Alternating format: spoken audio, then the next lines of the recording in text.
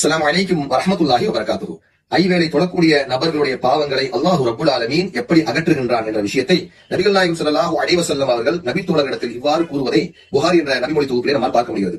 ஒரு சந்தர்ப்பத்திலே அல்லாஹ்வுடைய தூதர் நபி தோழர்களை பார்த்து கேட்டார்கள், அரைத்தும் லவ் அன்ன நஹரன் பிபாபி அஹதிக்கும், ஒருவருடைய வீட்டிற்கு பக்கத்தில் ஆறு ஒன்று ஓடிக்கொண்டிருக்க, யக்தஸிலு ஃபீஹி குல்ல யௌமின் ஹம்ஸன், அதில் ஒருவர் ஐவேளை குளிக்கிறார் என்று சொன்னால், மா தகூலு ذلك யுபகி மின் தரனிஹி, அவருடைய உடலில் ஏதேனும் அழுக்கு தங்கி இருக்குமா என்று கேட்டார்கள். அதற்கு நபி தோழர்கள் பதிலளித்தார்கள், காலு லா யுபகி மின் தரனிஹி ஷையன், கண்டிப்பாக ஐவேளை ஒருவர் ஆற்றில் குளித்தால் அவருடைய உடலில் எந்த அழுக்கும் தங்கி இருக்காது என்று சொன்னார்கள். இதை கேட்ட அல்லாஹ்வுடைய தூதர் மீண்டும் சொன்னார்கள், கால ஃபதாலிக மிஸ்லு ஸலவாத்தில் ஹம்ஸ், இதுதான் ஐவேளை தொழக்கூடிய நபருடைய உதாரணமாகிறது.